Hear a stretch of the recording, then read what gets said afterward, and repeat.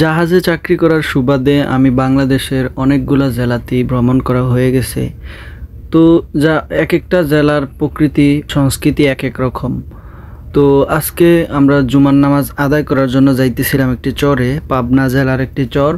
এই চরের মানুষ অনেক মানুষই আছে, চরটা অনেক বিশাল বড় একটা চর। তো আমরা চর যেখানে নদীর কাছে ওই পাশে আমরা যাইতেছি। তো আশেপাশে আমাদের মসজিদ নাই। এই চর বাদে আমাদের হয় যাইতে হবে পাবনা জেলাতে, আর নয়তো যাইতে হবে মানিকগঞ্জ আরিচাতে। তো সেই সুবাদে আমরা আসছি জুমার নামাজ আদায় করার জন্য চরের একটা মসজিদে যাইতেছি।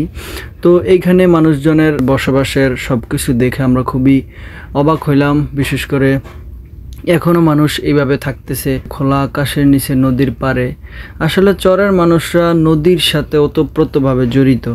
তারা নদীর সাথেই তাদের জীবন। একটা দিক থেকে তারা কিন্তু খুব স্বাচ্ছন্দ্যে বসবাস করে। শহরের মতো গ্যাঞ্জাম ঝঞ্ঝাল ট্রাফিক এগুলো নাই। তারা নিজের মতো চাষ করে, নিজের মতো নদী থেকে মাছ ধরে।